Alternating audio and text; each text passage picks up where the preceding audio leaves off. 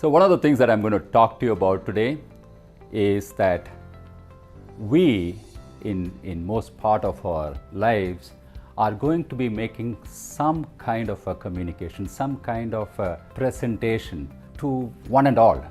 It could be to your parents, it could be to your employers, it could be to the society at large in the context of some presentations that you make and so on. That by itself, for many people, is often quite a nightmare, especially when they have to talk to people who are not necessarily known or very familiar to them. And I have seen that when it comes to articulating your point of view, some basic rules could help you significantly in the way you bring your point across. And more often than not, it is not enough to have great clarity of thought, but it is very important to be able to translate that clarity of thought so that others are able to get the same message from us. This is important by itself, but I can only tell you that it has become so much more important after the pandemic. And all of you know that we live our lives in front of cameras, in front of people whom we have never met, who sometimes we don't even see because most of the time your cameras are off. So they're judging you based on how well you're putting your point across. It could be an interview that you're dealing with, it could be a customer presentation that you're dealing with, or it could be a point of view that you're trying to get across to your team. And so some simple rules to keep in view. And again, please look at these as suggestive thoughts, not necessarily very prescriptive in their ways. I'm sure you'll take your judgment call on that. And so my thought, my message to some of you who are trying to get your message across is to follow what I refer to as the triple S model of articulation. The first and foremost, whenever you're talking to a bunch of people, is to think of what are the points that I'm going to talk about, the substance. That's the first S of the three S's. Substance is about the subject of knowledge that you're going to share. The subject of knowledge could be about your own background. The subject of knowledge could be about something that you've done at work, a very complex project that you built. But what is the substance?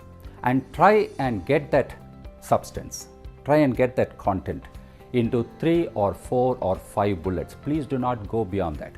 There is nothing in this world that cannot be articulated in a few bullets if you're looking at it. And the few bullets, when I say, are few key points that you want to leave behind. So structure those very clearly. There could be new perspectives, there could be new insights, but whatever that is, do not make a list of 20 things that you want to share. Aggregate it down to the level where you can talk about it in just 3 or 4 or 5 bullets. So that's a substance. The second S that I often refer to is called structure. The problem with many of us is that we are so anxious to share everything that we know that we sometimes end up starting with a jumbled set of messages. To avoid making that mistake, please structure yourself into what I would call as an executive summary. Always start with what in that first 1 minute, if you're making a 10-minute presentation, the first 1 to 2 minutes, try and get an executive summary of what you're proposing to share to the team. In the next 4 or 5 minutes, try and articulate on the 4 or 5 bullets that you had in your mind, the substance that I talked about. Please try and go into a bit more detail, talk about the specifics. Try and keep it into 4 or 5 or 6 minutes, not more than that if you're making a 10-minute kind of an articulation. Always keep the last 1 to 2 minutes to summarize again on everything that you wanted to share.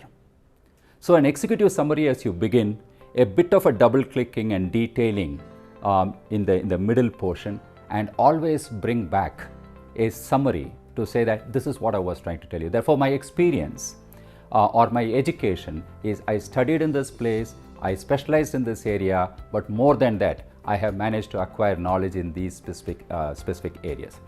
Try and bring a structure to that whole thing. So the first is substance, the second is structure.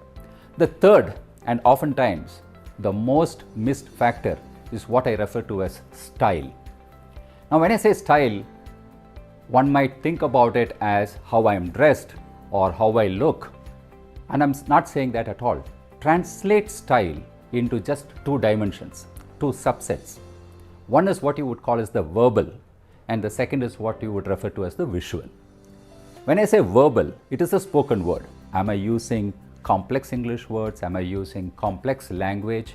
Or am I speaking in an easy to understand, in a simple language that makes it easy for people to understand? The verbal is a spoken word. Usual mistakes that people do is to hum and haw before they are able to do, or sometimes without their own knowledge, they sometimes use a particular word many times in the presentation. Some of these are potential errors that you can avoid and you should be careful about. The style also handles something called the visual dimension. The visual dimension is how I look, is the kind of dress I wear, is the way I stand, is the way I connect with the audience. The style, the visual, is the unspoken part, where if I have 5 people in front of me, am I talking to just one person? Or am I talking to all the 4 people, connecting with them? If I'm talking to an audience of 500 people, one of the things that I have learned to do is to connect to maybe 5 or 6 people across the whole auditorium, so that now you know, in a manner of speaking, you are doing some kind of a round robin eye contact, so that people in the audience feel that you're talking to them and not somebody out there to only one person. So the visual aspect of style is how you carry yourself, the confidence that you show, the comfort that you bring in your body language when you talk to somebody.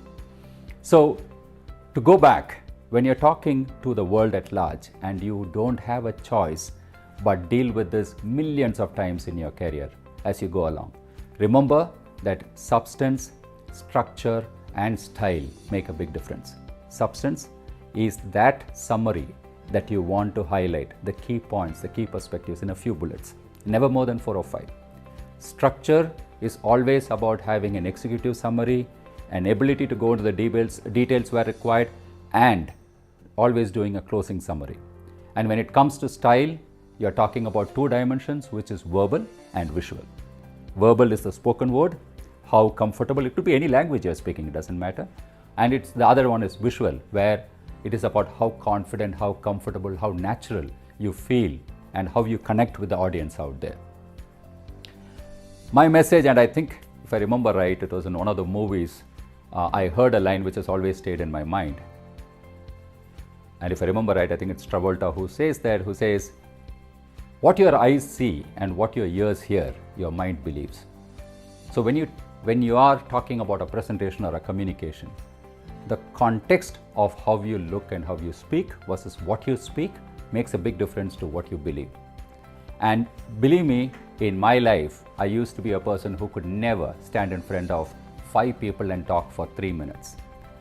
And life has taught me, and repeated practice has taught me, that it is not very difficult to get over that. Just carry these, a bit of preparation, and you could be as good as any. I wish you the very best in what you do, and I hope you make some stunning presentations and stunning points across to the people you meet. And I always will be happy to learn from all of you. Thank you.